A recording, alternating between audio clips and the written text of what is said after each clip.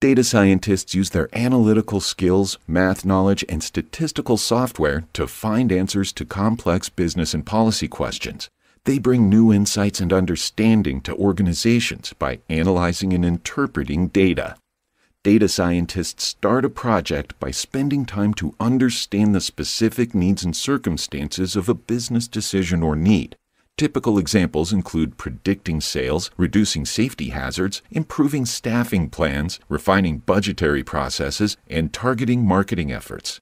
This understanding guides them to identify the appropriate sets of data for a project. They use different techniques to extract information from large complex data sets and put them into a form that can be analyzed, a practice known as data mining. They may also develop analysis plans with the subject matter experts who need the information. A next step is to clean and analyze the data, often asking different questions of the same data using statistical analysis software. Then, the data scientists translate their key data and findings into written reports with graphs, charts, and other data visualizations to ensure their stakeholders understand the results. The work of data scientists takes math skills, computer skills, critical thinking, and creative problem solving.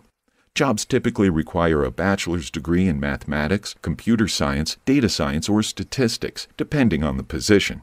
Some jobs may require a graduate degree in one of those fields.